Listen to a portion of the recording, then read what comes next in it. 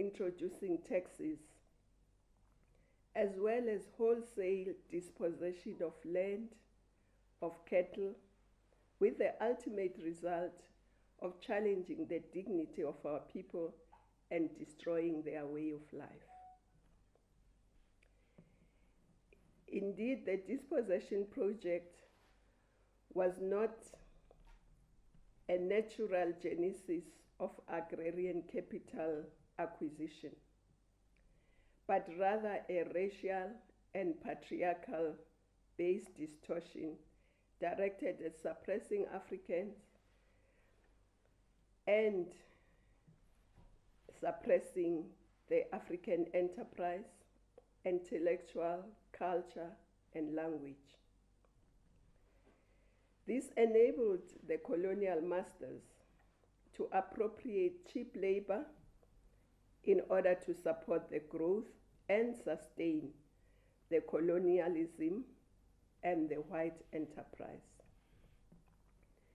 Having succeeded in suppressing the African, the settlers utilized their stolen economic base to sustain colonialism and white enterprise, which spurred the development of the colonial capitals.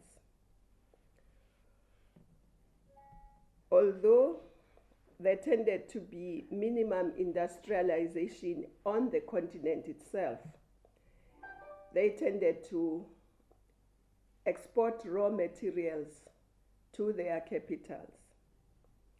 But they had to build supporting industries such as rail, aviation, finance, to enable them for efficient extraction of our minerals and transportation to the capitals of the colonialists. Our development, export, and extraction model today continues to replicate that travesty. That is why, for instance, it is easier and cheaper to transport goods from Johannesburg to London than it is to transport goods to Bamako or Djibouti or many other parts of our continent. Even internally, our transport, our logistics, and our road system were organized around the movement of mineral resources to the ports. This was enabling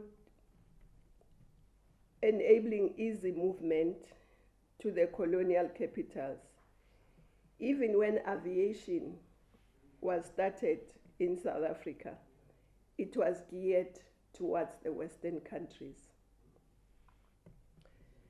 Therefore, the characteristics of the apartheid state, ironically, in my view,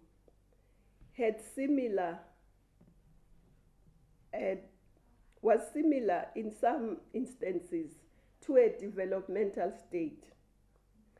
It was geared to the whites in general and Afrikaners in particular. It excluded the blacks in general and Africans in particular.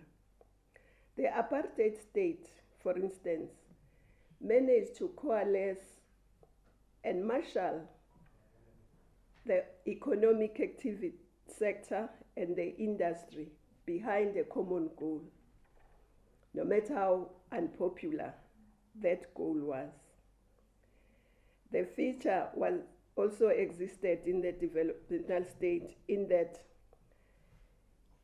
the apartheid regime decided what was not produced by the companies or what was not generated by the companies, the state decided to play also in that market.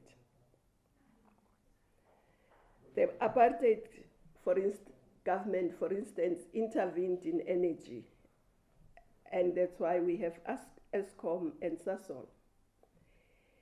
It also intervened in steel, and that's why we had ISCO, which was later privatized. we have Telkom, we have Denel, we have Transnet, which also included SAA and also Portnet. They also intervened even in the tourism industry. But this intervention was unfortunately just for the white people in general, but in particular for the Afrikaners. The apartheid regime understood that for the economy to grow and for the industries that they were targeting had to be successful, they needed finance. And they intervened in the financial space as well. And that's why, for instance, you had the creation of Land Bank, SAMBO, NBS, PEM Construction, you had insurance companies, Sanlam. You had a lot of these financial institutions, even Burial, you had AVBOB, which still exists today, because they knew that the finance is the commanding height of the economy. Without finance, you can target and you can create all these industries. If you can't finance them, you cannot succeed. But also, the apartheid regime understood that the economy doesn't grow on brick and mortar only. It understood that it needed skills, and it intervened in the education for whites, created institutions, not only basic education, but higher institutions of higher learning, and also utilized some of the industries that it had created, like Eskom, Telkom, Transnet, to also roll out the skills that the economy needed. So they intervened in pretty much all the aspects that needed the economy to grow.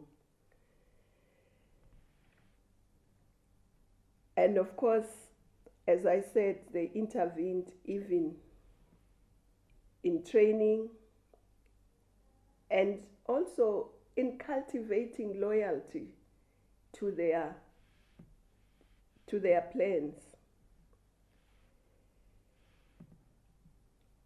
And this, if you look at it, what they did then is quite consistent with what developmental states do.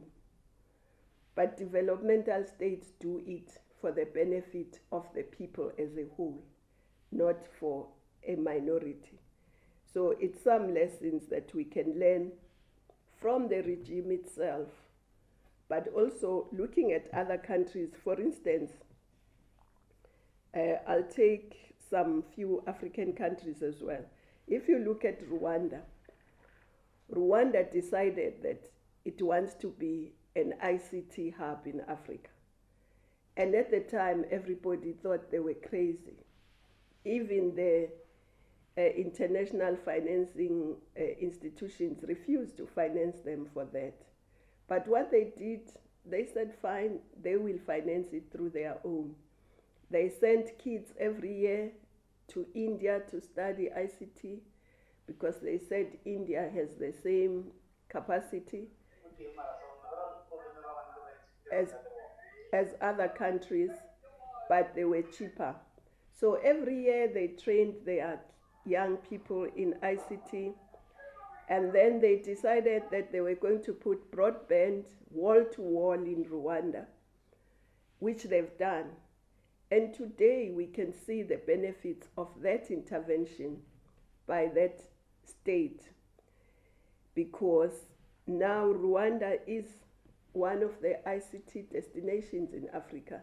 They have factories that produce cell phones, computers, and they utilize this even for their business. they have a one-stop shop for people to apply for business. You can apply for a business in Rwanda. In 1 hour, you would have finished applying. You get all your electricity, you get your banking account, you get your SARS, you get everything. So they are utilizing their ICT in developing other businesses as well. And so the Rwanda we knew in 1994 and the Rwanda we see today is very different, only because the state has intervened in certain aspects of the economy. I just picked on one. And also, if you look at, and interestingly, when ComAir in South Africa was registered in 1946, the South African government did intervene to protect SAA. At the time, they protected it through the International Air Service Act of 1949. ComAir was licensed in 1946. If you look at Japan, Japan is an interesting one because the state does not own the enterprises, but the state guides, directs the industry very closely in Japan through their bureaucracy. And they do that through the Ministry of Trade and Industry, International Trade and Industry in Japan. But if you look at their auto industry, even when they liberalized, they still make it impossible for people to import cars into Japan. It's near impossible because they are protecting their industry. If you look at South Korea, for instance, South Korea was poorer than many African countries not so long ago. But it decided that it was going to intervene in the economy. And I won't mention all the areas where it has intervened, but I'll just mention two. It decided that it was going to build ships. And everybody thought they were crazy. Korea. Now they are, I think, the second, if not the third biggest shipbuilding company in the world. They also decided they were going to intervene in the auto. They intervened in the auto. Kia and Hyundai Heavy Industries are now amongst the leading brands in the world through the intervention of the state. And of course, those are some of the examples of developmental states that we have seen. Botswana is also accepted globally as a developmental state. And Botswana has got a very thriving beef industry. It has got a very thriving diamond industry. They are not just mining diamonds and taking them out raw anymore. And that was through the intervention of that developmental state. But they are able to do that because in Botswana, since independence, there's only been one party that has been in government.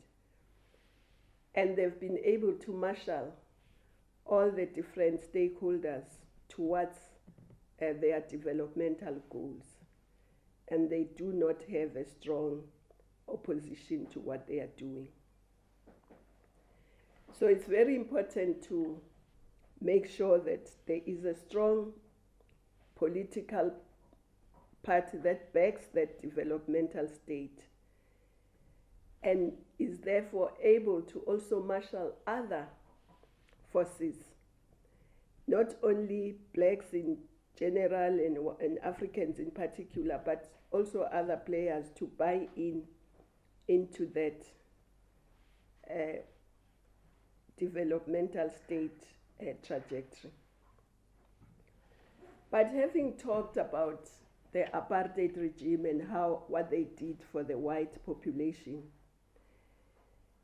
it is a grim reality, as I said, that whilst it did that for the white in general and Afrikaners in particular, on the other hand, it was suppressing and oppressing the majority.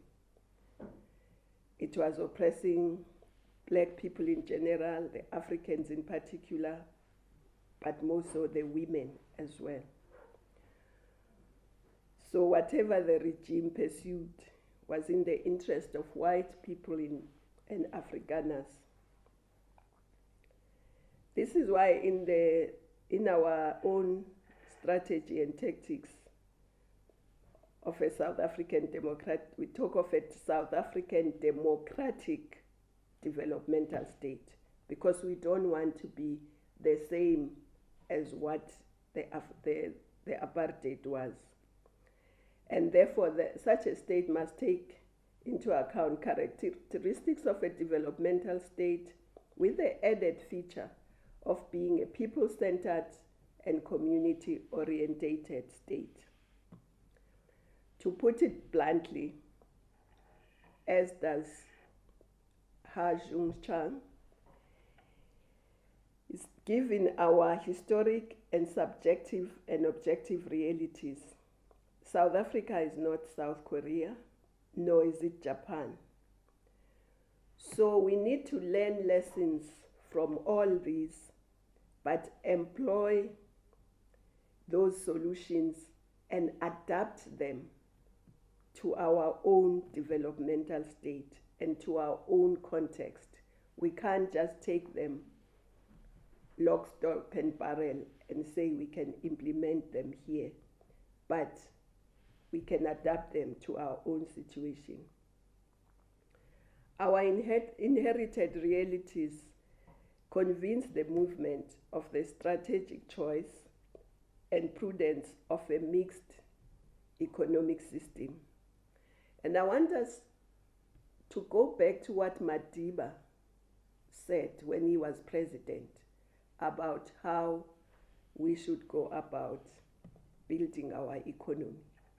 He said we must have a mixed economy, which was the same thing that had been said in Morogoro and previously. And I want to quote him. He said, "We are agreed that a mixed economy is a necessity under present conditions. A mixed economy includes both the role of the state and the market in directing redistribution of wealth and promoting growth of the economy." And he goes on to say, the experience close to us is the use of the state by the nationalist government to promote the interest of whites in general and poor whites in particular, close quotes. So based on that, we have taken time to just talk about basically what Madiba said, but to give examples exactly of how they did it. So using our internal experience and international experience and our historic experience, it should be possible for us to develop a very good developmental state. But I want to pose a question that I hope in this lecture, in the discussions, we can answer. Given these characteristics, we must therefore ask ourselves, are we a truly developmental state?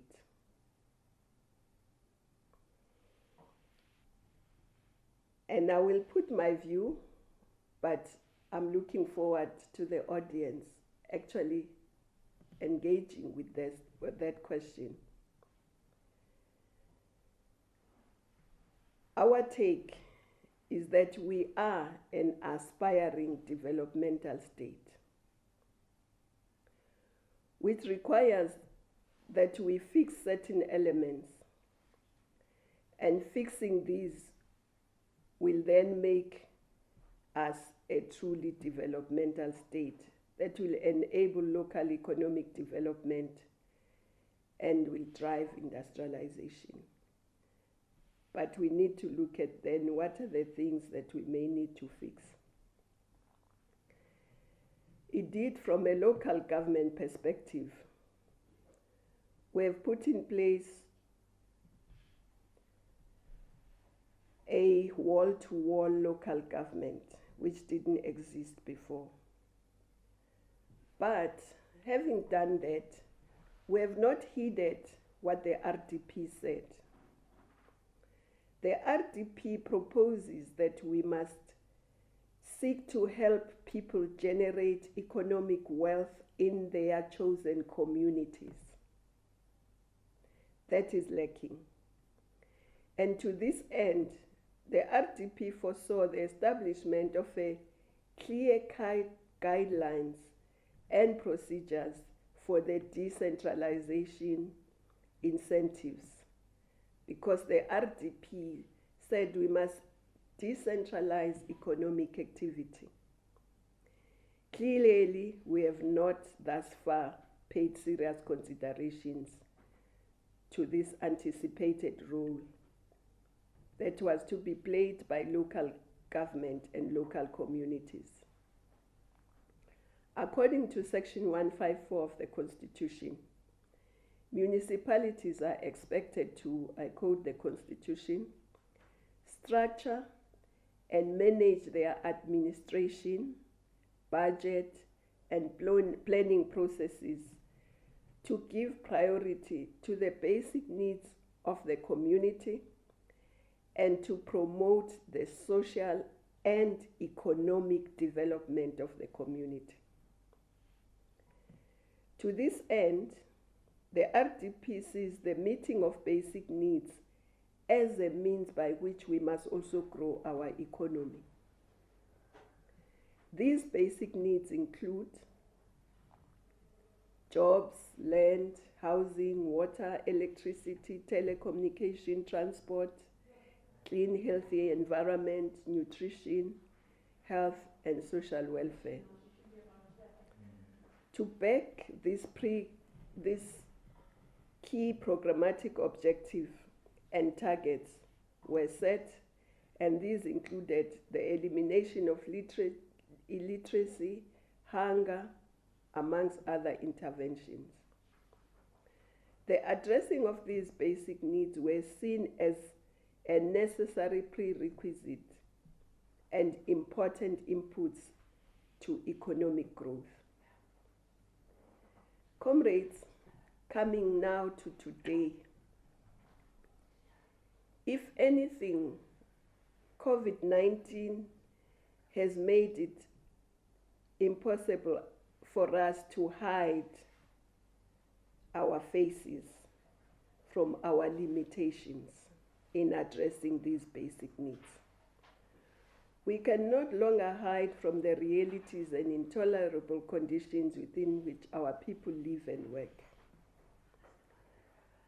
Our people live in poverty.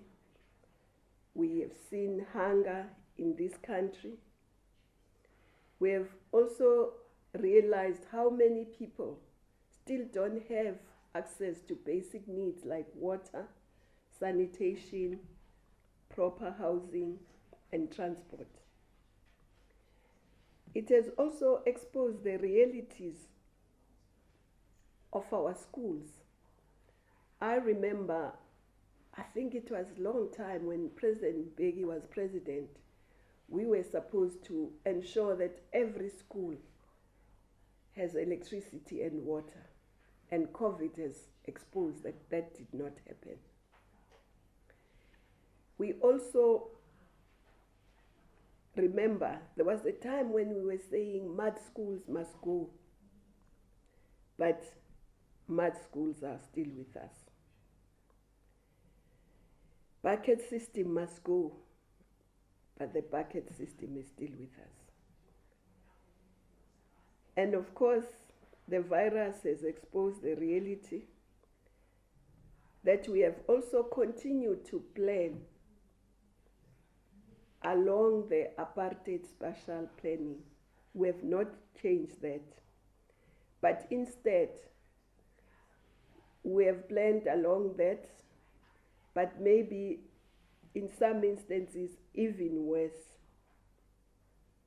And in some instances we have located our people even further away from places of work, and even further from where they can get food and essential services. We saw during the COVID how people had to take taxis and have long queues trying to get food and basic services. And of course, it has also exposed that transport is our weakest link. The virus has also exposed the limited scope we have given to local government to play its developmental role in maximizing social and economic development. Our overemphasis on service delivery and number chasing has made us lose focus on the promotion of active citizenry, on the creation of sustainable, resilient communities, and, may I add, climate-smart communities. Worse still, sometimes the quality of our services has not been up to standard, particularly in the poorer areas and also in the more rural areas. And inequality has actually increased, and of course unemployment. The urban-rural divide continues to perpetuate the apartheid migration patterns, which has seen rapid urbanization from rural municipalities to urban municipalities. But when these rural people arrive, they don't find jobs, they don't find shelter, they swell the unemployed and the urban unemployed and the poor. This is as a result of not having decentralized and localized economic development and wealth creation as anticipated by the RDP. Given the services pressures, I think we must make sure that future spatial plans move away from the spatial planning that we have right now. And we must also ensure that post-COVID, we need to look at ourselves and say, how can post-COVID ensure that we are a truly developmental state? And make sure that as we try to grow the economy, the provision of basic needs is also part of that economic growth. Agriculture, housing, social infrastructure should be part of enterprise development. After all, the RDP say to us that the legacy of apartheid cannot be overcome with piecemeal and uncoordinated policies. In order to actualize the developmental stage, we must ensure development cascades and is effective up to the local level. This will require collaboration vertically and horizontally. And it is for that reason that government has gone to launch the district development model. And these districts must be truly developmental.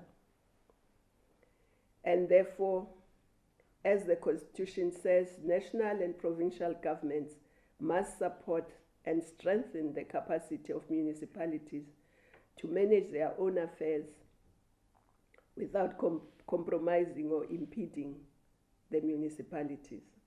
The implementation of the district model is part of our response as activist developmental state, which must bring about rapid and sustainable interventions. And through the district development model, we are changing the approach to development through localization so as to maximize the impact. By bringing together all the spheres of government, state entities, business associations, and community groups, we will all pursue a common goal through the one plan, one budget for each of the 44 districts and 8 metros. We will have special reference plans expressed over a 25-year period and divided into 5- and 10-year implementation plans. This is very important because a developmental state cannot plan over 5 years. It has to have a long planning period. And it cannot change plans with each administration, which is in part what we have been doing. We must have plans that will stand the test of time, irrespective of which administration comes. And it must be buttressed by a cadre who is patriotic, competent, sufficiently experienced, and ethical, both at a political and administrative level. After all, the developmental state must have the political management and the technical capacity to lead. It also has to have the ability to mobilize all of society behind its long-term goals. So in seeking those cadres, we must also look for those who are people-centered and who are guided by the great feeling of love for his or her people, to paraphrase Che Guevara. That caliber of individuals should not be driven by greed or by corrupt behavior. The type of cadre we require is the type of cadre that Thomas Sankara called, I quote, a madman or a woman who dares to dream, who has the courage to turn his or her back on the old formulas, the courage to invent, and the courage to invent the future. So the invention of the future, we must place greater emphasis on truly transforming the ownership patterns, the management of the economy, whilst expanding the economy and bringing in new players, new industrialists, particularly youth and women. Our economy must have small, medium enterprises and co-ops. It will therefore be important that we explore new and established industries which can endeavor to reflect the demographic realities of South Africa. All this will require the development of adequate infrastructure, whether it is transport, infrastructure, rail, road, sea, air. It will require adequate social infrastructure, water, energy infrastructure, ICT infrastructure.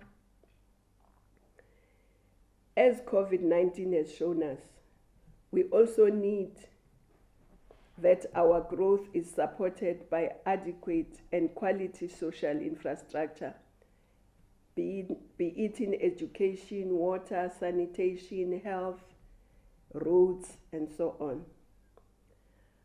Our growth path has to be ignited by a supportive ICT and energy infrastructure. Our growth path must build sustainable, resilient, and climate smart communities. And this should not be a complex and intellectual exercise. We must look at what practically we can do. For instance, if we look at just greening our spaces, whether it's homes, whether it's other spaces, we can take, for instance, public works programs or community works projects, and then just say, how do we replicate the Great Green Wall of the African Union by planting trees in every home, for instance? And we could then say, we can plant trees, but they should be fruit trees to also address the issues of hunger. It's just one little example. Through the involvement of innovation, technology, and particularly the youth innovation, we can leapfrog our development. And to do so, we have to prioritize the skills revolution, because there is no point in unlocking opportunities in the economy, but our people cannot take advantage of those opportunities because they are not skilled. And we must now hone in on the skills that will support the economy and not just have random skills. And that is going to be very important. And through specific local economic development plans, we can facilitate for those skills. We can also use localization model to also support our continental strategies, such as the Africa Continental Free Trade. Our skills development path must follow our long-term ambition and be supportive to the areas we've chosen to develop. And if we are to look at the industries that we must prioritize, I won't waste time because some of them I've spoken about, like infrastructure, the different aspects of infrastructure, roads, but of course we have to also use labor intensive, because in our reality there is lots of unemployment. In other countries they may be using robotics a lot more because they have aging populations. It is also inconceivable in any distant future that humans will be able to live without food, and therefore agriculture will remain a cardinal in our economy.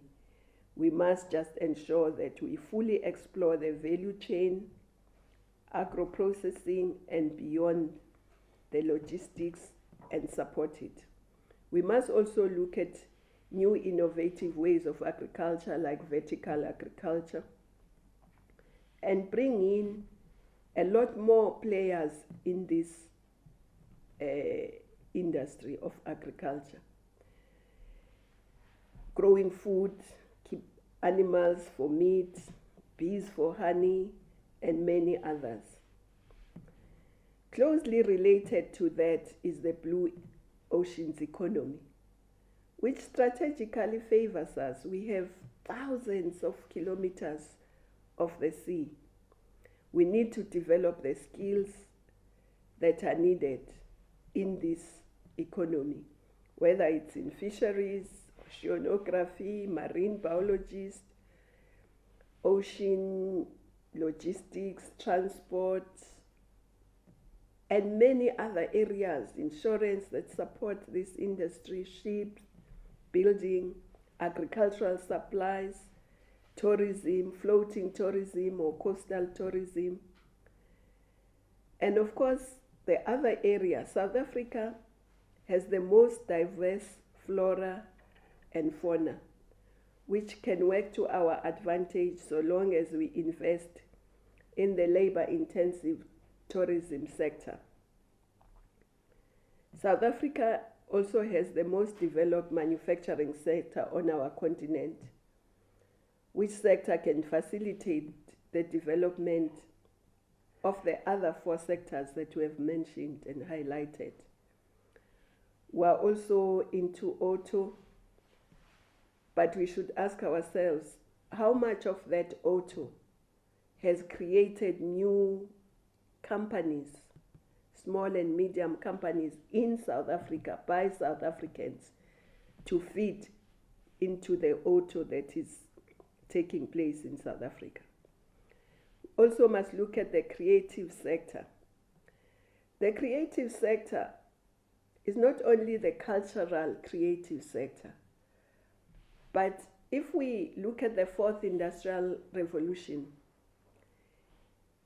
all the things that will be done by robots, automated, there must be someone who creates. Human beings will always be behind creating those machines, creating those processes. So we must sharpen the creative part of our people. Whether we can have houses being built by robots, but somebody must be an architect and create.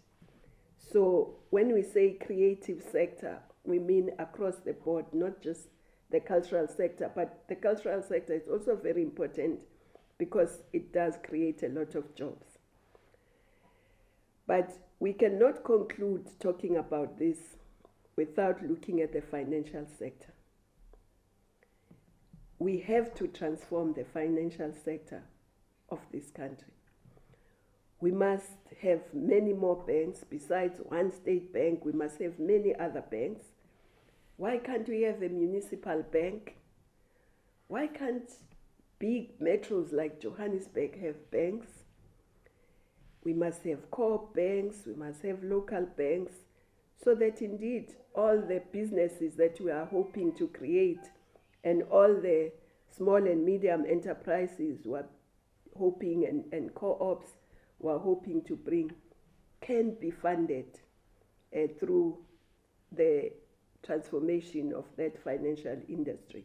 Not only the banks, insurance industry, and I mean, if we even look at the funeral industry, our people are not the underwriters. Our people are almost like agents collecting money for the underwriters and then doing the final burial. But the money actually goes to the underwriters. So we need to really transform all that. And maybe the school should also assist us. Remember, comrades, earlier we were talking about a patriotic bourgeoisie. I don't hear about that anymore. I don't know why. But maybe the school must also assist us in working with and assisting in this creation of the patriotic bourgeoisie.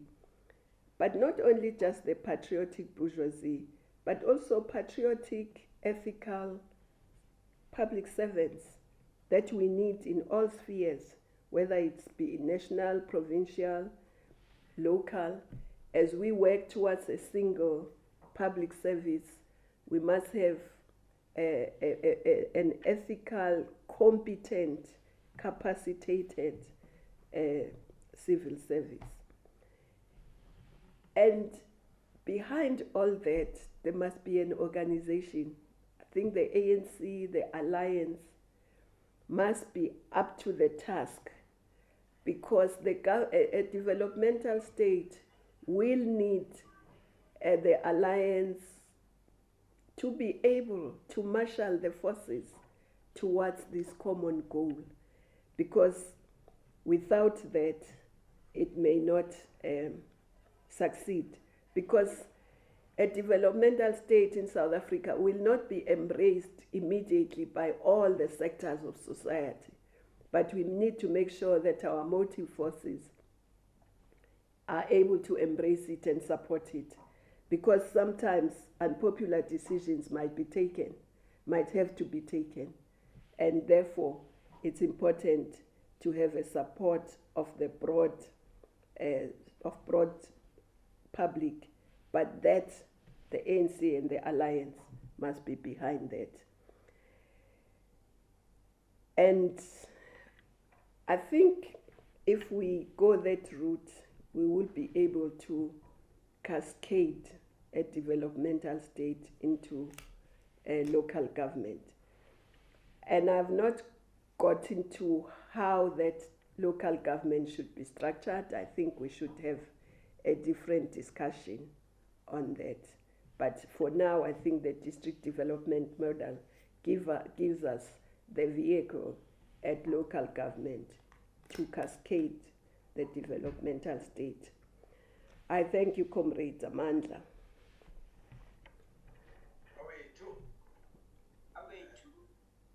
Thank you very much, Comrade Nkosazana.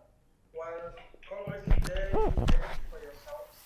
I'm going to ask if you could please raise your hand. You know you are able to do that through the system of Zoom. And my appeal, two things. One is that this is a dialogue. So you don't necessarily just have to pose a question. You could make your own view known if you have any. But also, just to guard against time, it could please be brief in whatever question you want to pose or comment you want to make. Did it work? 30 seconds, 45 seconds should be sufficient a time for you to be able to get your point through. And Comrade Nkosazana, if I can start just with some of the comments we're getting here on the Zoom platform. There's a number of them, and maybe I should apologize up front, comrades, because I'm sure we will not be able to get through everybody's question by the end of today, but we're going to try. There is one which comes from Comrade Nonala Buthelezi. She agrees that developmental state is about interventionist state, but then she asks, how do we strongly link the capable state and ethical state to be enablers to achieve a developmental state? You'll tell me if I'm going too fast. No, it's fine for now. These, questions. Right? Then Comrade Khotso Maja says, one of the most important preconditions of a developmental state is availability and deployment of relevant skills, which are an ingredient of a capable state. Without these capabilities, we may not move beyond the current constraint. Right? And then Comrade Siyazi Chacham says, factions have implanted stagnation and retarding progress of the developmental state. Then Comrade Khotso Maja says, we do have a good cadre deployment policy in theory, but our type of internal democracy at times tends to frustrate the professionalization necessary to drive this. So comrades, I'll come to some of those other questions that you've raised, but I'm going to open the floor now to a few of ours. And please, again, I want to apologize up front because I know we're not going to be able to go through everybody's question and comment, but we're going to try as best as we can. Let me start with you, Comrade Phoebe. You're on the floor. Thank you very much, Comrade Chair, and thank you very much, Comrade Nkosazana, for the input. I just want to raise two issues. The one is the question about what seems to be happening in South Africa is that the challenges that we face about transformation, whether it is access to services, transformation of the economy, then seriously undermine our capacity to think Pan-African. And it's often been used as an excuse for the xenophobia that we see. And I just want your comment about it, because often when you engage with people, say, for example, take a question about the African continental free trade area, One of the things that we need is, say, for example, building regional energy pools, making sure that we have infrastructure and transport that stretch across Southern African region and the rest. And people then say, no, no, no, but we still don't have electricity or our roads are not tarred. So I just wanted your comment on this relationship between our Pan-African agenda and this national agenda. The second one is the capacity of the developmental state, and just two issues, because there seems to be a contradiction. I mean, I was just talking to a comrade about the National School of Governance. We have the situation where it gets 20% of its operational funding from government, and then the rest it must compete with the private sector for business. I mean, how do you build a competent public service if you don't fund your National School of Governance that must make sure that you have that coherence, the ethics, the orientation in that? And then similarly with regard to the same is towards statistics, which you didn't necessarily mention, but an agency like Stats South Africa is critical to be able to give us the figures. Are we making progress? Where do we lag behind? And are we investing enough into that? So that's just my two comments, and if we can get your comment on that. Thank you very much, Comrade Chair. Okay, Comrade, can I please make an appeal that we mute our microphones, otherwise we'll be forced to remove you if you don't do that. All right, Comrade Joe Malvuso, you're next on the floor. Thank you very much, Comrade, and thank you very much to Comrade Nkosazana for the presentation. Mine is just a layman's question with regard to development at the local level. Let's take Pretoria East, maybe as a ward. Is it possible that government can be biased towards the poor and deliberately say 60% of the municipality's budget in Pretoria East as a ward will go to underdeveloped areas, e.g. Mamelodi, and 40% could remain in, say, Waterkloof, so that we are deliberate and quite intent into bringing infrastructure development in those areas, wherein job creation can also come as a result. Will that break any law of the land? Thank you. All right, Comrade Arabella Mau. Comrade Arabella? Okay. Do you hear me? Yes, we can. Okay, thank you. Greetings to everyone.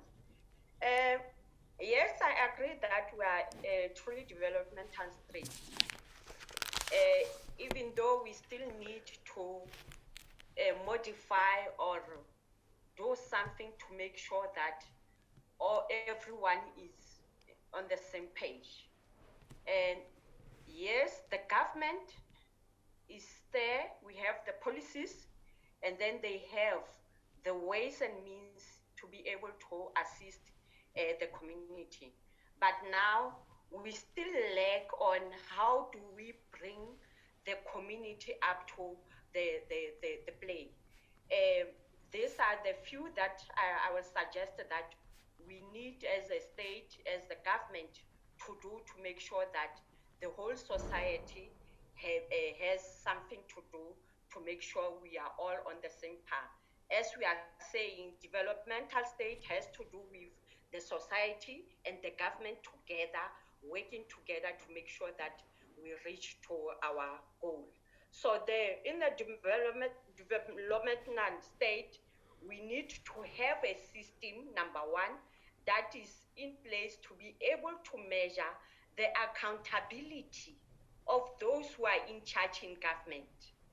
Number two, we have to be able to have a way of encouraging the entire society and the citizen for independency.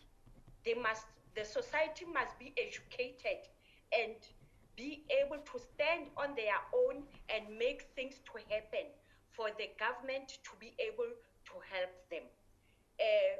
The state must educate and encourage the society to say the grants or the help that comes from the state is just temporal, is to assist you to be able to stand on your own.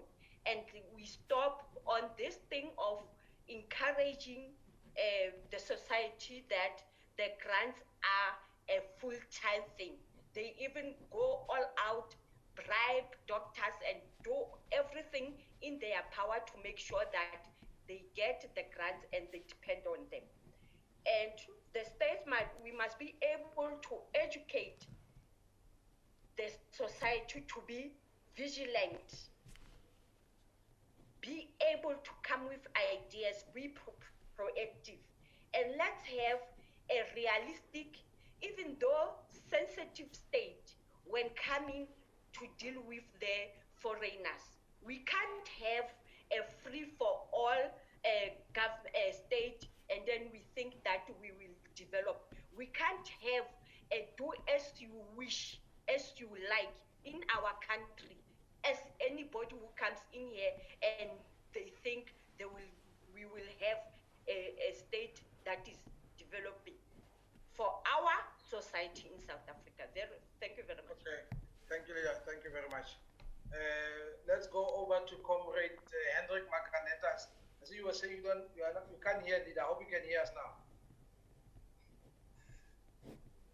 Comrade Hendrik, I think you need to, I'm going to go take another hand for the time being, but on your computer or phone towards the far left, there's a button that looks like a mute mic. You need to press that. Otherwise, you need to go off and then try to reconnect again. So whilst the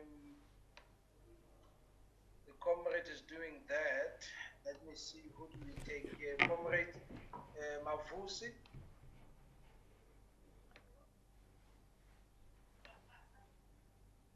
Comrade Mavusi? Yes, can you hear me, sir? Yes. Yes, leadership. This is Mavusi from the Eastern Cape. Through the presentation of Dr. Dlamini Zuma, she touched on bases with those pictures that we're reflecting. We've got a huge ocean economy opportunities, more especially here in the ADM, in the Amachole district. But now, I see a challenge where the state needs to be transformed as to how to cap that economy to benefit the entire municipality. Because if we talk of local economic development, we don't touch bases into those issues which we have seen as the previously disadvantaged communities. We've got oceans around, but we don't see any development. How I wish the local economic development team that can look into those far areas, such as my community on this space, that how best can the state be transformed so that it can address those economic activities which were said to be only meant for the white people. I think, am I clear? Yes. Point taken. Let's take one more comment question and then we'll come over to you. Comrade Tami Janda. Comrade Tami? Hi. Thank you so much, my chairperson. And I'm also thank you so much for Mama for coming to listen to us. My concern is listening of us as a small businesses. We are not yet, and then we've been terrorized by the forums. And then this thing has been engaging, like you find out that maybe there's a development in the extension 46. Then these forums, they are all over. They come to 46, they take everything. And then the poor community, we don't have even the power.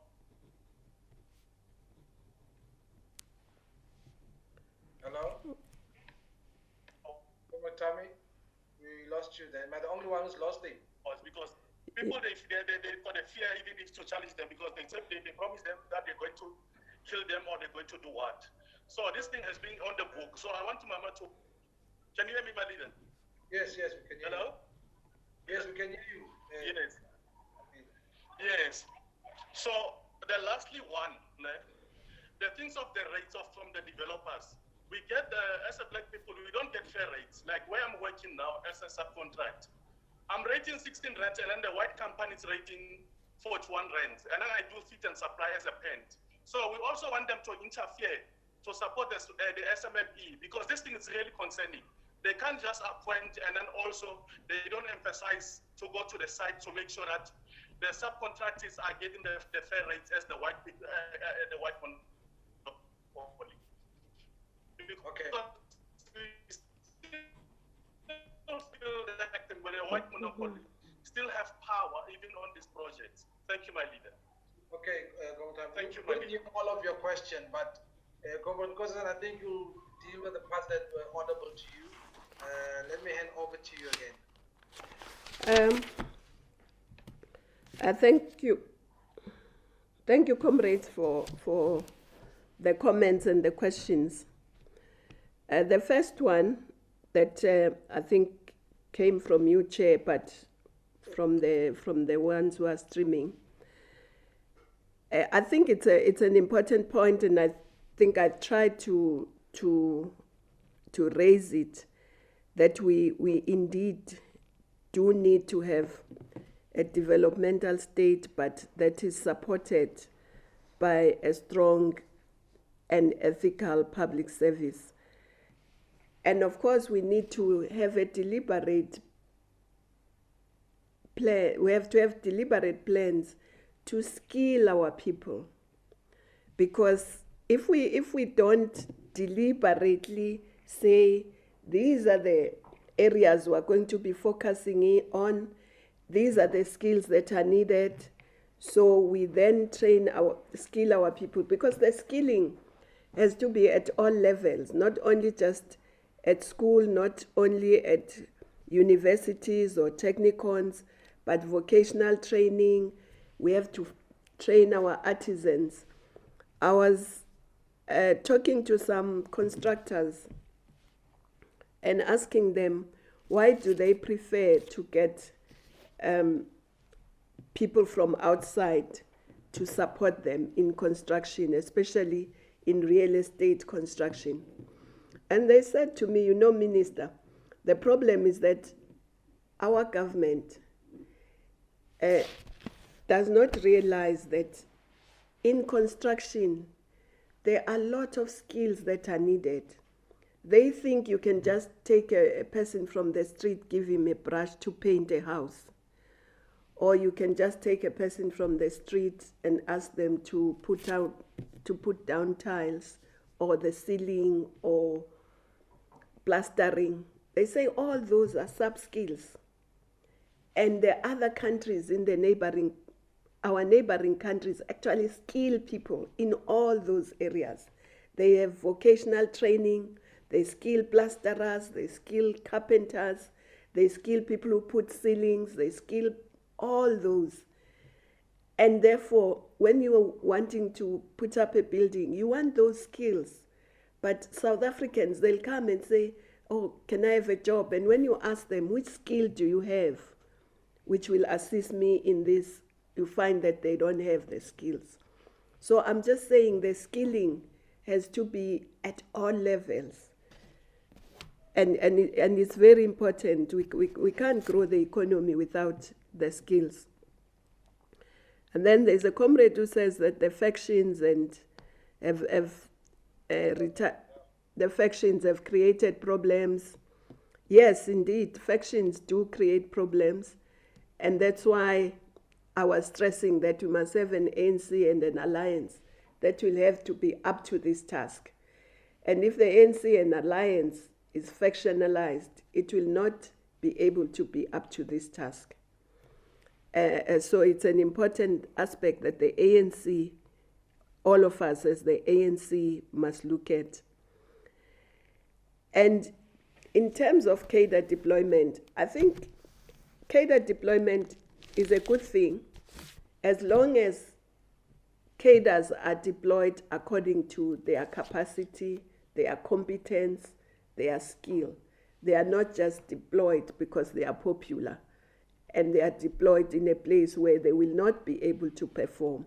And that's what vulgarizes cadre development. But if cadre development is done properly according to the person's competence, skills, and capabilities, and matched with the deployment, then there's nothing wrong with it, and it should be done. The issues that Comrade Phoebe is raising, I think, comrades in the school, you may have to have a separate discussion on this issue, because I think it's a very important issue. It links up to what one of the other questions raised about that you can't do everything for foreigners and so on. But let me start with this. You see, the economic fortunes of the continent are very interlinked and intertwined. Our fortunes, economic fortunes, are very interlinked and intertwined with the fortunes of the continent. There is no way South Africa can be a prosperous developmental state, lift people out of poverty and do everything that we want in isolation from the rest of the continent. So it's not even just because of we are Pan-Africanist, which we are as the ANC, we've always been. But it's also just for us, for our economy to grow, we need the continent. If you look at all the regions of the world, whether you look at Europe, take Germany. If you ask Germany who are their biggest trading partners, they will not say America or South Africa. They will name countries in their region. Whether you ask America, they will name Mexico in their region. Everyone develops and trades first and foremost with their region and then beyond. It's only our continent, including South Africa, that will say my biggest trading partner is the EU. It's EU countries. You've crossed so many countries and seas before you get to your biggest trading partner. Or we'll say China is our biggest trading partner.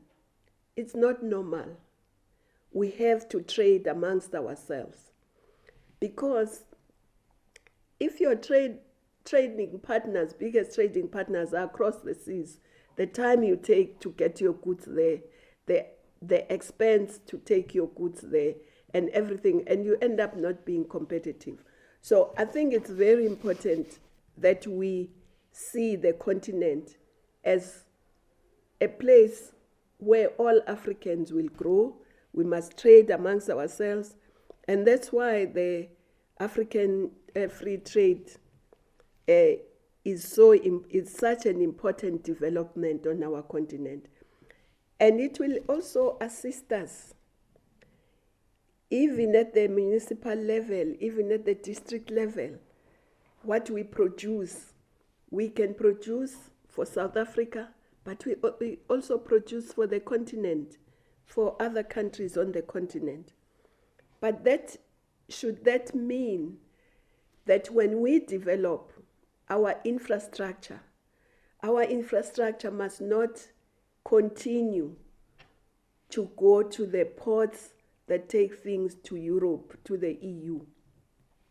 It means we must develop our infrastructure in a way that recognizes that our biggest trading partners are going to be countries in the continent. Even as we develop our oceans economy, the continent exports and imports 90% of what it imports and exports goes through the maritime highways. But none of us on the continent own ships that carry what we import and export. So as we develop, we must have that in mind, that the continent has to be. It's logical, it's rational, and makes economic sense that the continent must be our biggest trading partner. That also means that there must be free movement of people, there must be free movement of goods across the continent, free movement of finance, because if people are buying things from here, we are buying things from somewhere, and we are trading. We can't have all these barriers to trade. Besides the tariff barriers, we must remove all the other barriers to trade so that we can indeed trade freely. Otherwise, this continental free trade will just be consumers. Other people will come with their goods and see us as a market.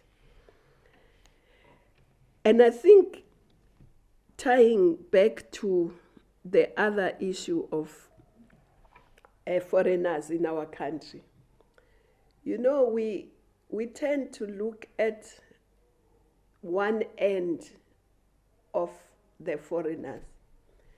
A lot of foreigners that we call foreigners, Africans, coming from our continent, are very highly skilled.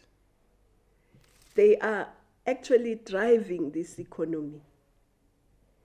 In the financial sector, in many other sectors, in the health sector and many other sectors, they are assisting us. But we must also remember that the same foreigners built this Johannesburg that we are in. They were the miners. They still are, some of them. They're still mining here, creating the wealth, not only for South Africa, but for other countries where we export. So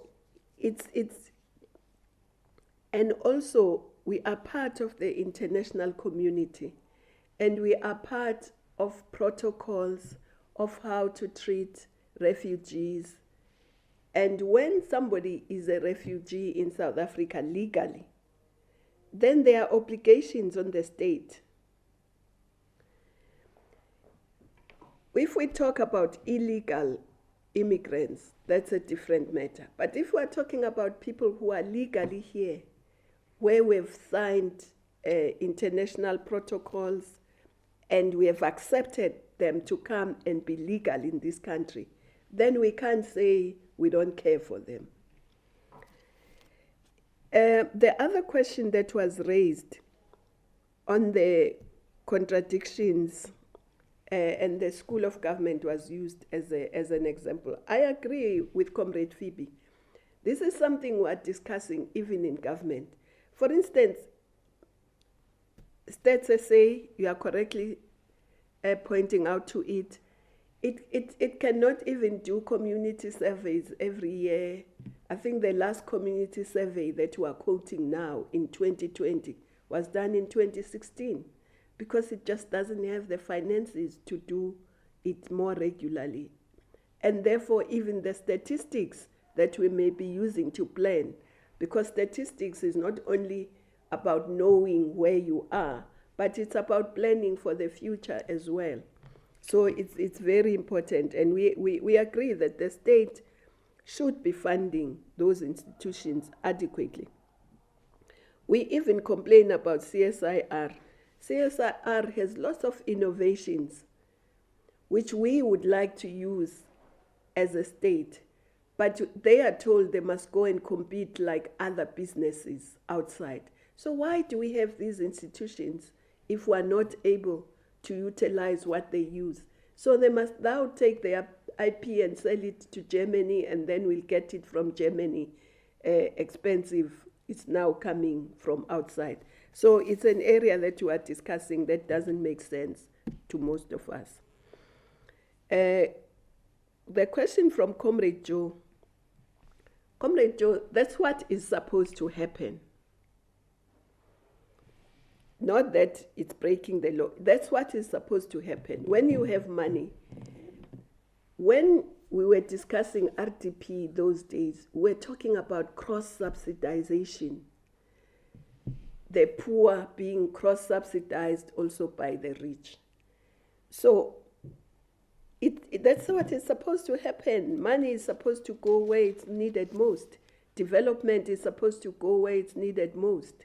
So you wouldn't be doing anything wrong by taking 60% of the funds to Pretoria East and leaving 40% in Waterkloof. There would be nothing wrong.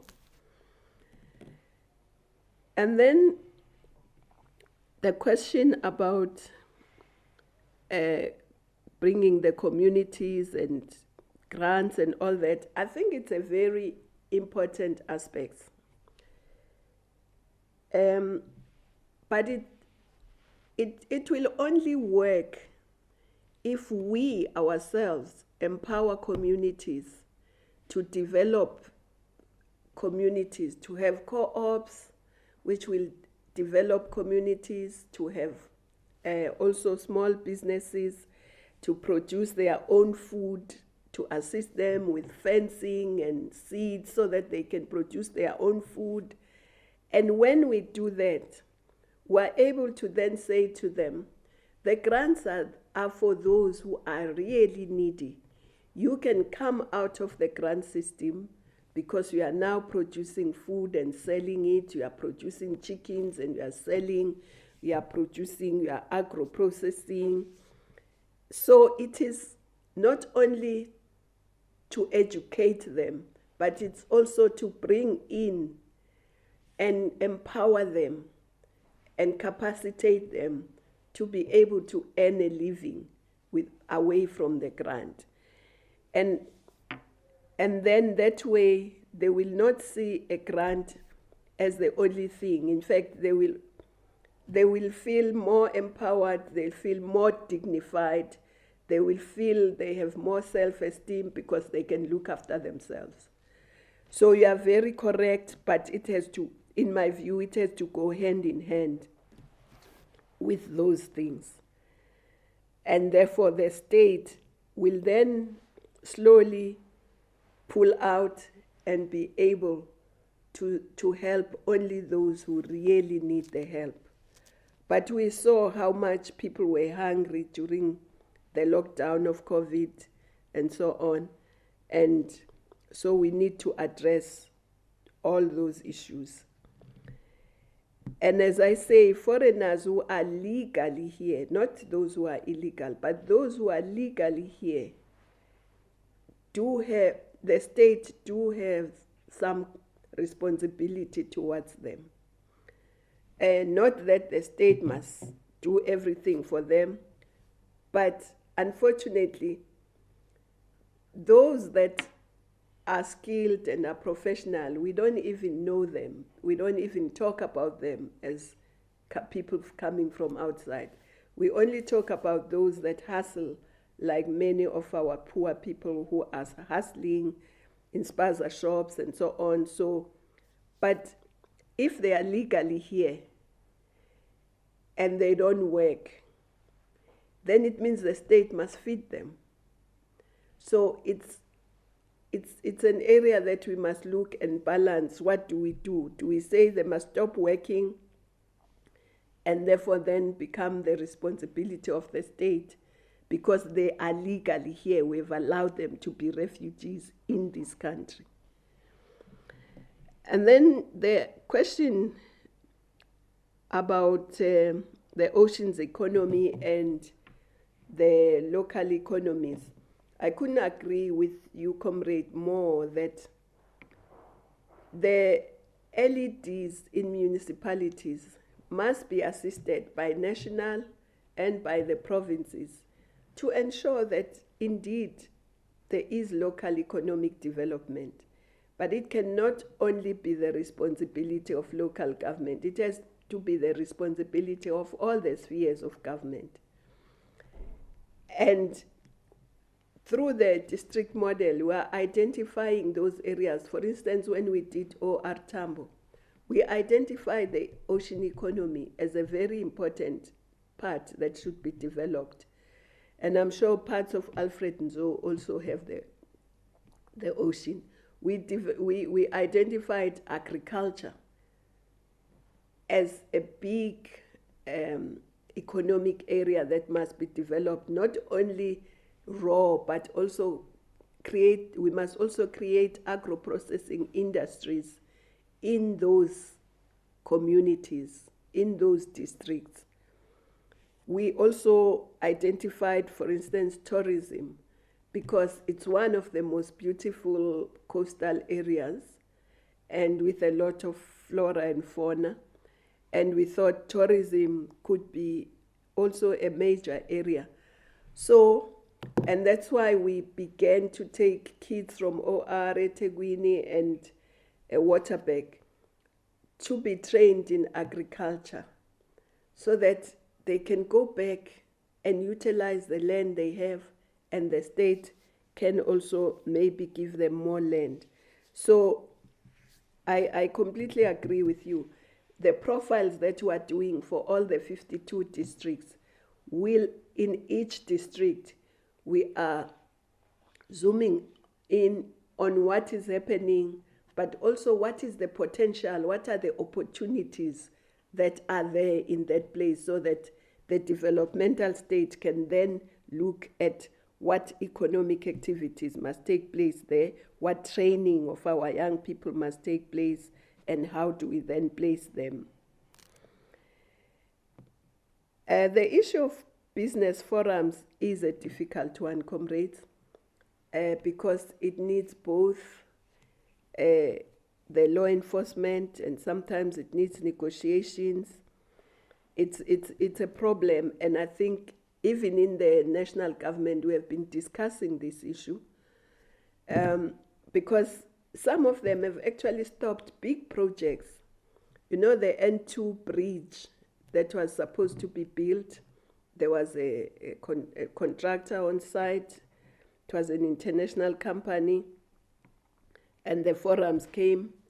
They didn't even want to be subcontracted. They just said, we want money. We want 30% of what you are going to get. We want it. And when they said, okay, what are you going to do? What skills, how can we subcontract you so that you get your 30%? They said, no, we just want money. That company just folded and went back to their country. And that bridge is standing, it's not continuing. So it's a real problem, this one.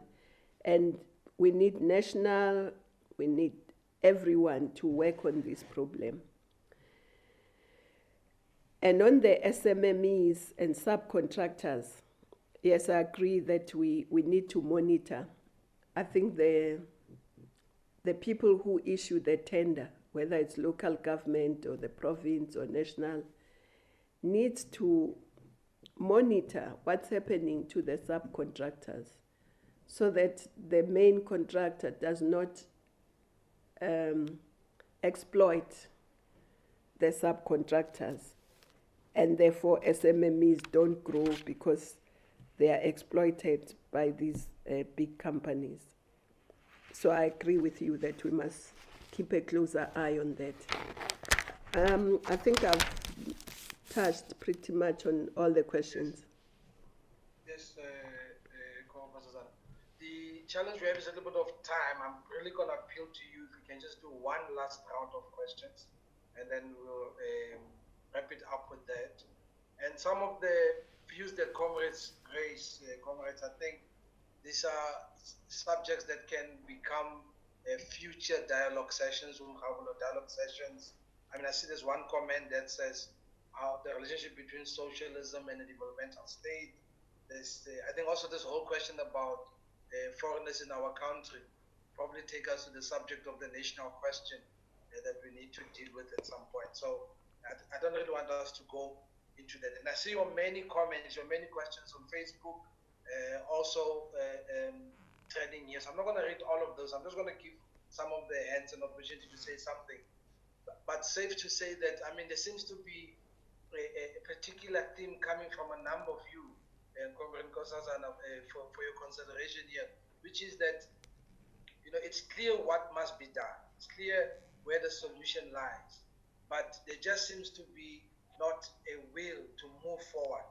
And the question that seems to be coming is, what else needs to be done for us to realize what we know clearly are the solutions? I mean, words like consequence management and so on is being raised. So the question really, I would put it at that, and I hope that covers a number of you comrades that are asking questions there. So, Comrade Zukisa Gana, if we could have you on the floor. Comrade Zukisa, I see your hand up. Are you still up? Yes, Comrade Zukisa? Yes, I'm up, Chair. Yes, please, briefly. Chair? Yes, we're listening to you. Briefly, please. Okay, thank you very much, Chair, and presentation as well as the responses now by the NEC member and the Minister. We just have a couple of questions. One, Chair, that is the funding model of government developmental, in the sense that our funding model is largely driven by numbers and does not take into consideration the rural-urban migration, in the sense that most of our local municipalities, which must be developed into bigger municipalities, assisted by district municipalities, still get very small budgets, and bigger budgets are given to municipalities like who are metros, which are fueled to a greater economic activity. And therefore, the fiscal available for development becomes very less in those municipalities. So how are we really funding the local government sphere for development? No, I think we've got to do something in relation to the funding model. I think for me that's the first question on how we can really restructure. Okay, leader. I don't have a long list of questions. I'm going to allow you just one more, so we can allow other comments also to get on the floor. No, fine. And the last question for me, and not necessarily a question, I think this one would be a comment. I think that we, in line with the DDM, we really have got to strengthen planning and performance management and evaluation in the local government sphere, so that we are really able to have the DDM model being able to operate. More so develop capacity, particularly within the mayor's offices and district mayors, more capacity that is more aligned with what we have in the presidents, that they have capacity for planning, they've got a capacity to focus on vulnerable groups, they've got equal capacity to actually monitor and evaluate located in the presidency. So I think this is something that we've got to really be looking at, because planning is really a problem in local government. Thank you very much. Thank you, leader. Thank you very much. Let's go to Comrade Hendrik. Comrade Hendrik, I know earlier we couldn't hear you. I hope this time it will be better. Comrade Hendrik, if I pass you now, leader, you're going to have to wait for next week. So this is my last call. Comrade Hendrik? Okay, looks like Comrade Hendrik. We can't get through to him. My apologies. There is a hand of somebody whose name is Huwai. P10 Light, Comrade. I don't know how you got into the platform, but unless if I see your name, I unfortunately will not be able to allow you to speak. Comrade Tsulufelo. Thank you, Chair. Tsulufelo Kopedi here from Ekurhuleni. Thank you, Comrade Nkosazana, for the presentation. I just have two issues to raise quickly. When in our pursuit for the DDM one plan, one budget model, don't we find that, Comrade Nkosazana, we've neglected some of the legislation issues, particularly as it relates to the IDP and the development of the IDP, because as the IDP sits, it only asks for comments from SOEs and national and provincial government, and the planning and budgeting cycle is different. And I'm raising this thing of legislation because the MFMA is very prescriptive in terms of how local government must plan and budget. And if we don't change those legislations, particularly in the PMFA and MFMA, to speak together, it will not be possible for us to, in the literal terms, have one plan and one budget. And Chair, the last comment I want to make quickly is on the concept of the whole localizing developmental states in line with the DDM. For instance, the region I come from, Ekurhuleni, has an ambition of being an aerotropolis. Now, if you look at the aviation industry and the logistics industry, local government doesn't own anything, even where it owns land, pieces of land, where there's airstrips and so forth. It is centralized all in AXA and in the Ports Authority, for instance, some of the things. So if you are going to say Ekurhuleni must be a aviation, logistics and manufacturing district, and the city is not given any legislative or any mandate to deal with that specific competitive edge that they may have, how then do we realize the ultimate aim of the DDM model? Thank you very much, Chair. Okay, leader, thank you very much. So let's go to Comrade Tolika now. Comrade Tolika Sibia.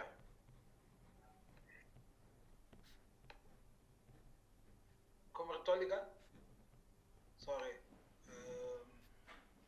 Comrade Tolika Sibia. Can you hear me? Yes, okay. Yeah. No, thanks a lot, Chair.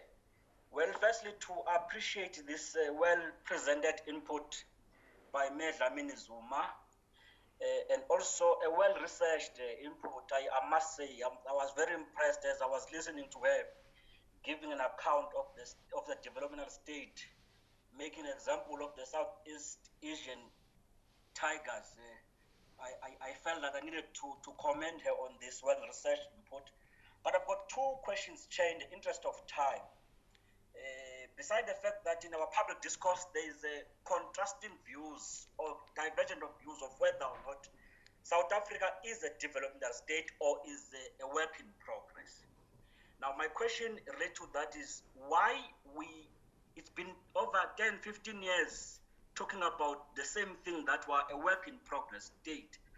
What is it that we lack as South Africa for us that we don't have, such that we can't be a point of reference like Botswana, as she has mentioned, as well as Ghana and Rwanda? That's the first question. The second question, Chair, she spoke about a number of sectors that are key to drive the developmental trajectory. Amongst those, of course, for my interest, is the automotive sector. The automotive sector, since its arrival in the country in the 1920s, we are 100 years this year. So it has been with us for a century, but we don't have a South African motor industry owned. I'm saying this comparing with the country that she has mentioned, the South Korea.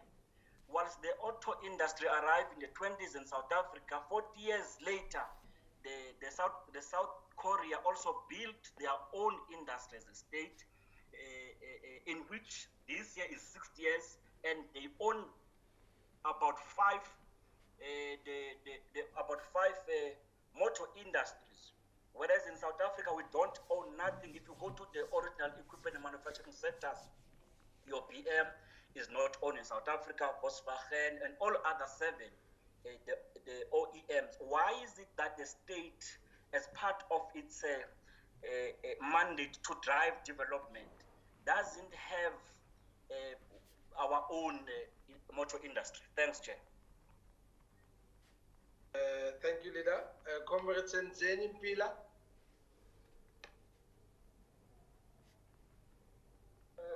Thanks, Chair. Yes, thanks, Chair. Let me also follow the suit and welcome the very informed and detailed presentation from Professor Zuma. And then I can't agree more. You have touched on all issues that they were concerned to me. However, I think it's an issue that we must take it as a court pass for the NEC while we are gearing up to local government elections. Because we can speak about all the sophistication, but as long as we are not going to be able to deploy capable and capacitated cadres who are supposed to be political leadership to able to drive this particular development at the local level, we are still not going to go anywhere. That's the first point. The last point that I want to raise here is with regard to the sophistication of local government, because of local government is governed by three spheres of, the pieces of legislation, your national legislation, your provincial legislation, and the bylaw. And all those particular issues, as I'm sitting now and able to look at the launch of the me that it does not speak to those particular legislation, or maybe the capacity thereof of the municipalities, councillors, and also administrators at the local level cannot able to comprehend that particular complex and the well-intended thought of a planning to able to decentralize the issues of planning. So I just want her comment on those two issues. That's it. Thank you, Leader. Comrades, I think we're going to go maybe with about two more hands. And I really promise to those that I don't get to, next week, if you join us, I'll make sure you are the first to speak when we do open the floor. So let's go to Comrade Tumi Masing. Comrade Tumi. Thank you, Comrade JP. My apologies for what happened earlier on, comrades. I was challenged in terms of IT, you know. But I wanted to address myself to the issue of local economic development. You know, in terms of the state ensuring that it encourages the emergence of economic growth points where they do not exist, particularly in rural areas, comrades. Perhaps it will be important for the state to play a role in assisting these local municipalities to perhaps identify products or services that are of strategic value to the country. That is one. The products or services of which will give the country competitive edge globally. And then redirect all the investments, public and private, to the rural areas where these products will be manufactured. So as you create employment in the rural areas, you'll also be dealing with the issue of the development of the rural infrastructure of the rural areas. But you will also at the same time be dealing with the issue of the migratory patterns. You know, the rural urban, that people are moving from rural to the urban. But of course, the state perhaps will have to also play a role in ensuring that it vigorously, you know, market such products or services. Thank you very much, Comrade JP. Thank you very much, Leader. Thank you very much. Comrade Madala. Thanks, Comrade JP. Mine is just a comment and a contribution that for the developmental state to prevail at a local sphere, our municipalities must play their role as outlined in the RDP. They must plan their socio-economic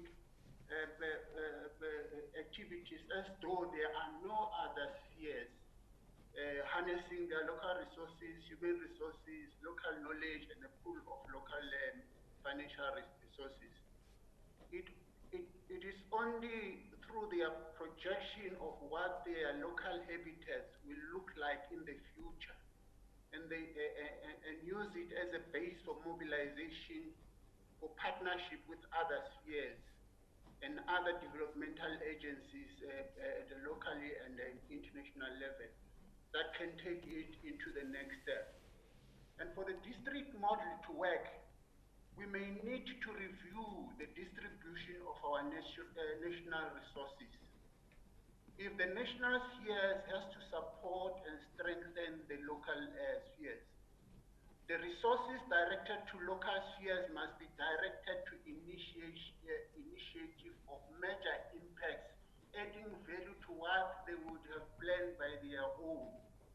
And therefore, even huge spatial projects that we are coming up with at the national level we must prioritize those that have got a strong downstream beneficial potential that will support the local initiatives that are there right at the local level. And in this case, I think if we really have to have the developmental state to prevail at the local level, we might need to review our provincial government structures, because they are not bringing any new value. They're not bringing resources. They're not mobilizing resources. They're just there as conduits of resources into local government. And I think we should actually look at that. Thank you very much. Okay. All right, Comrade Madala. Our was saying that we're having the last hands, but I see we only left with two. So I thought maybe let's just take those comrades. Busiswa, and then we'll wrap it up on that note. Comrade Busiswa, please brief leader. Thank you, Chair, and greetings to the Minister and the leadership of the political school. Chair, I'm speaking on the basis of my experience as a chartered accountant who did audits in the private sector, as well as someone who contributes to the social discourse through various community initiatives and through deployment in the trade and investment promotion agency from KZN, Ethekwini region. My question, or rather a highlight to the Minister in terms of the district development model. Capital is not fluid at this stage. South Africa has also faced a downgrade. Even private sector capital is not fluid because entities are busy putting on band-aids to be able to restart production or economic activity. What I think will assist further in the developmental state to what the Minister was also suggesting in terms of learning from our enemies, or Tambo mentioned as well. The highlighting of the triple P programs, the public-private partnerships, especially in this era that we are in, as we are resuming the economy as part of the district developmental model, is a critical one where, we've been experiencing and monitoring project pipelines, and with the instant dry up of capital now, it then slows down those economic activities that the ignition of those economic activities through supporting those projects. And I think highlighting the public-private partnership model to come out clear from the districts and the municipalities as to what their commitments are in terms of the existing project pipelines that are meant to bring about economic growth in those areas will bode very well in terms of reigniting the economy. And of course, underlying that or underpinning that is the focus on the Triple B Act to make sure that those projects are promoted. I just wanted to add that highlight to the Minister. And thank you, Chair. Noted. Comrade Hendrik, I'm really feeling very bad about you now. This is the last try, my leader. Hendrik Makaneta. Thank you very much indeed. Yes. I think that there was a challenge, but thank you very much, Comrade Nkosazana. I missed a lot of your inputs because I could not hear anything. But the last time when I heard you, you also spoke. You zoomed directly into education, and I think you also spoke about the mud schools during the era of Comrade Thabo Mbeki. And I think for us to build a developmental state, we are going to need, qualitative graduates who will be emerging from various institutions of higher learning, but also those who are in basic education as well must be able to study in conducive environments. I'm worried about the skills gap. In as much as we have made education fashionable in the last 10 years, we are seeing graduates, many graduates have been produced up to so far, but if you look at the economy, the skills that are required by the economy are a little bit different. Our graduates, or the majority of our graduates do not match their qualifications do not match the skills that are required by the economy. And that is a cause for great concern. But equally, the TVET sector as well, we made commitments in the past that we will have to ensure that we admit as many students as possible. But I think that we are still lacking at that level as well. But let me also say that we must be grateful of the 2 universities that have already been built by government. But perhaps it's high time that we refocus our energies on the skills that are needed by the economy. I mean, jobs that exist today, we know in the next few years will not be there. How do we model this developmental state so that it can be able to respond positively to the needs of society, given the fourth industrial revolution as well? I think that I will pause there, and thank you very much indeed, Comrade Low. Thank you very much, Leader. Comrade Nkosazana, over to you, Leader. Thank you. Thank you, comrades, and thank you comrades for all the questions. Maybe I'll just start with the last ones and move backwards.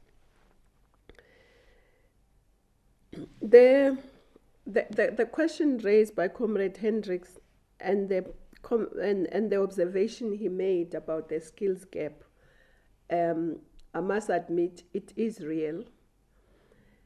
And that is why in my talk I said that we must stop now just developing skills randomly. We must say these are the areas where the economy is going, these are the areas we have, sectors that we have chosen, and we must then ensure that our skills revolution feed the economy so that people can get jobs and get higher paying jobs, but also can drive the economy. The issue of graduates, it is for that reason that we have so many unemployed graduates, because we were just training people randomly and it wasn't linking with the economy. But we are not the only country that has faced this issue of unemployed graduates. India, at some stage, faced this problem very seriously. And then the government called its industries, Tata and many other industries, and said, we're sitting on a time bomb. We have these unemployed graduates. What can we do? And the industry then said, well, if they are graduates, it means they can be trained. And at that time, they decided that they must work with government to train these young people in ICT. And they trained a lot of them, established Hyderabad as a school for ICT and so on, and government, they worked together and they sent some of them abroad to study. That is why today India is one of the countries that are on the cutting edge of ICT. They were solving the problem of unemployed graduates, but they had the foresight to see that ICT was going to be a major player in the future, and then they trained their people. I'm just making that one example. But I completely agree with you that we need to match the training, the skilling to the economy, which we haven't done so far. And the universities, we need more specialized areas where we will train people in those special areas that we may need. I mean, we're a big mining country, for instance. I'm just making an example. We're a big mining country, but we have no mining academy anyway. People study here and there in this university, in that university. If you look at mining engineers now, there's a gap. Lots of our mining engineers are on the older side, and there's no proper pipeline that is feeding into that. And you can go to other areas as well. So I'm agreeing with you on that. And of course, basic education, we need our kids. And we need to, the supporting infrastructure is very important. We've seen during COVID how the children of the richer, the people who live where there is ICT, we're going on with schooling as if nothing has happened. They were schooling online. Even young kids, grade 1, grade 2, were schooling, and they continue. The poor were not schooling because they couldn't continue school online. So we need to make sure that we put that infrastructure wall to wall, so that we don't, because this will perpetuate the inequalities going forward. We've seen it. The inequality gap has increased just during COVID because of that. The issue of public-private partnerships, I agree with the comrade that's highlighting that to us. It's something we must look at seriously, especially during this time, but we must also remember that the private sector hasn't been really, somebody calls it an investment strike or something. They've not been investing. If you look at the profits they make, they go this way and the investments are almost flat. So there is a big gap between the profits they make and the investment. They don't reinvest, which is a big problem in this country. But I agree with that. And Comrade Madala, the issue of provinces, I think it's an issue that there was some discussion earlier, but it hasn't really been consistently discussed. And the rest of your comments, I agree. I agree with. I don't think there were questions. There are comments that we should take into account. Because, you see, with the opening of the continent and the free trade,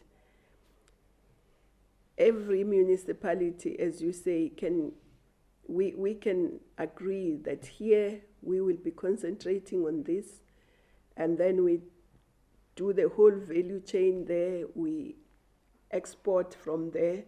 So it's something that is important to have raised and must be factored in.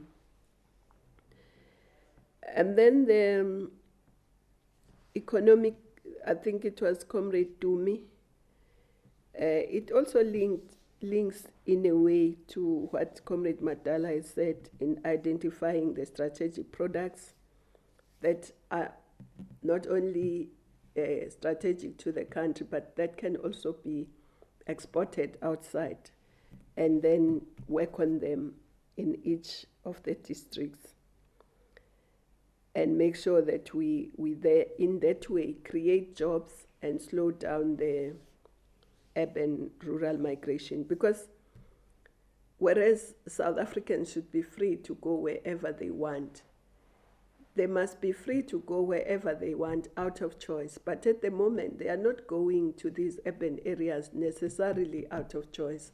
Most of them are going there out of desperation, thinking that they are escaping poverty from their rural areas to their urban areas.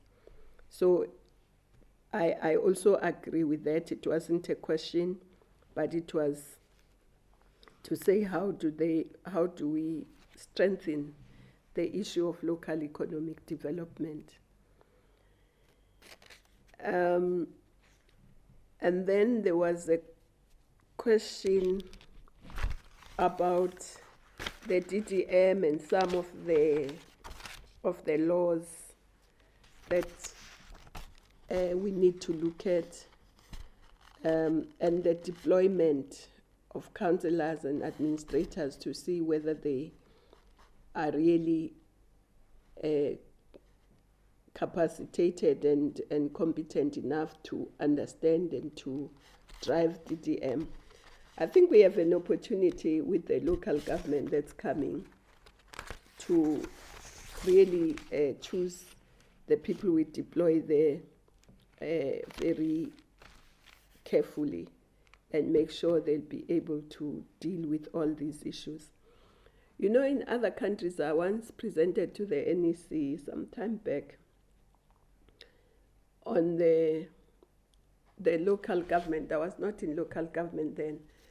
But if you look at other countries, serious countries, whether you look at China, whether you look at France, whether you look at Brazil, the people who run the municipalities, they don't follow the same attitude that we follow in the ANC or in South Africa, where when we were in 2011, when we were doing the task team work, when we were in the Eastern Cape, I just want to illustrate that that's not what we should be doing. When we went to the Eastern Cape, one of the wards, the people were talking to in the wards, they were saying, you see, when people elect people, councillors, they take the attitude that they have been left by the plane to Cape Town to be an MP. And then I was left by the train to Bisho to be a provincial MP. Now I can't be left by the taxi to the municipality to be a councillor. So it's not about who is most suitable, it's people seeing this as a last resort. Partly because we haven't created enough economic activity in the municipalities to give people a choice where they can work. The municipality becomes the last resort where people want to work or where they want their friends to work so that those friends can help them. So we need to have a different attitude. If you look at mayors of Paris, for instance, the mayor of Paris is usually amongst the most senior cadres of the ruling party there. And I'll just give one example because we don't have time. Chirac, just before he became the president of France, he came from being the mayor of Paris to being the president of the country, because they take local government seriously.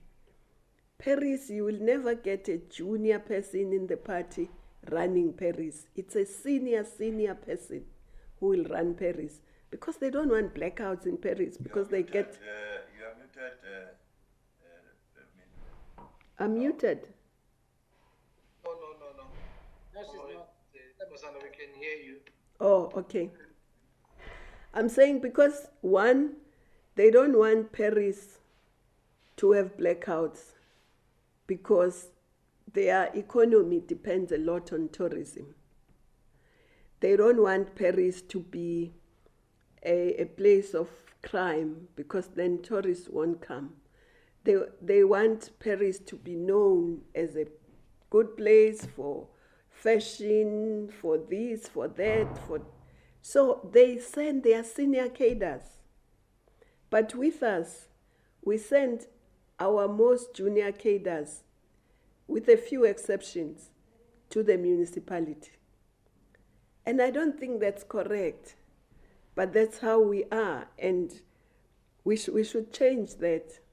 Even if you looked at China, some of the presidents of China have come from being mayors of some of the big cities in China.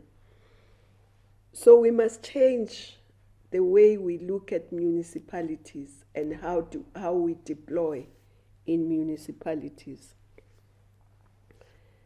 And of course, I think as we look at DDM, you're correct that we must look at all the other attendant legislation and see how they impede or facilitate DDM. And if they impede DDM, see how we can amend them so that they facilitate DDM. So I agree with you there. And of course, looking at Ekurhuleni specifically, having agreed that Ekurhuleni must be a metropolis, then what are the things that need to happen to enable it to be? That's how we should look at it. Yes, we have taken this decision, but for it to be implemented and to be actualized, what are the issues that need to be attended to? And we attend to those issues, whether it's legislation, whether it's land, whether it's a mandate or whatever. I think that's how we should work, and not say we have taken this decision but we can't implement it, because it's not God who has taken this decision, it's us. It's not God who has made those legislation, it's us. Where they need to be changed, let them be changed. And then the issue of budgeting, I think it was Comrade Zukisa. That's an issue that we have discussed. Those who were in the government, who attended the local government forum that was held by the ANC, we have stressed this, that we have funded municipalities as though they are a one-size-fit-all, and yet they are so different. But we all have the same, we put the same assumption on all of them, that they will be able to generate revenue. Johannesburg, Tshwane, Kuruleni, eThekwini, and so on, probably that model is fine because they can generate revenue, because they are big economic hubs, they've got densely populated areas, so a lot of people are able to pay for services. But if you go to a rural municipality where there is a small little town with one road passing through, where is that municipality going to generate revenue from? And yet it's supposed to give water to people, it's supposed to service people. And they are not even able to attract the skills that are needed. So it's something that we have been discussing, and I hope Treasury and the Minister of Finance seem to now understand it. But we have to keep working on it until we find a proper funding model. And also, in terms of the skills that we will need in terms of implementing DDM, we may not have enough funds to get planners in every municipality, but we are hoping that we will be given enough funds to have planners in every district, to have all the skills that are needed to run DDM in every district, and then those skills be shared by the municipalities that are under that district, until such time that we are able to provide every municipality. But for now, we hope to be able to get those skills to the districts. We are also working very closely with DBSA to assist us also with getting those kind of skills. So I hope that we will be able to, but of course now everything is going to be a bit slower because of the downgrading. Our economy, even before the downgrading, even before COVID, wasn't doing well, but now it's going to be worse. But I do hope that as we address these issues post-COVID, we'll address these with the same vigor, with the same responsiveness, with the same agility that we were employing during COVID. I think we must make sure that government doesn't change the way it has been working during COVID. Must work in the same way, but now addressing these issues of unemployment, of the economy, of local district development and local economic development. I think I've covered the questions, Comrade. If there is one that I've missed out, just let me know. Thank you. Okay. No, I think I would rather leave it at that, because we way over time. And I must apologize, whilst at the same time thanking you for granting us a few more minutes. But thank I you was very wondering much. how you were hoping to get through this kind of discussion in such a short space of time. I had put 3 hours for myself because I thought it would go on and Well, on. I should have known from the beginning. But really, thank you very much. We are trying. We started, we'll finish at 1:30. Excuse me, but it's very clear that this 1.5 hours is not working, judging from last week's experience. So, comrades, thank you all firstly for your own contributions. But probably from next week, we might have to consider whether we make these sessions from 12 to 2 as opposed to 1.5 hours. But really, thank you very much for the presentation. It will be available on the school's Facebook page. We will ask for a copy of the presentation that was shared, and we'll also make that available on the school's website for anybody who wants to get back to it for purposes of reference. Then, comrades, we are over time, so I'm not going to take any more of your time now. Safe to say to you again, thank you for joining us. Next week, we'll be dealing with the subject of youth. We're hoping to constitute a panel that will primarily talk to the question of the type of characteristics we need amongst our youth if we want to be able to realize a national democratic society. So I think that should be interesting, but I hope you'll be able to join us again next week from 12, probably 12 to 2 now, based on this experience on how we're doing on time. Otherwise, we are still on lockdown, in case you might have forgotten it. We are still in the midst of COVID, so please do stay safe. Also, wash your hands as we've been advised to do by our leadership.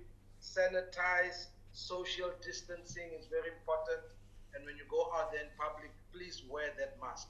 On that note, thank you all very much. Amandla. Mandla, wait. Thank you very much, comrades. Thank you. Thanks, leadership. Thanks so much. Thank you. Thank you. Thank you. Okay. Bye. Enjoy your Sunday. Thank you. Thank you. Same to you. Thanks. Minister, same to you. Thank you. And happy Father's Day to all the comrades. Oh yes, we forgot. Happy Father's Day.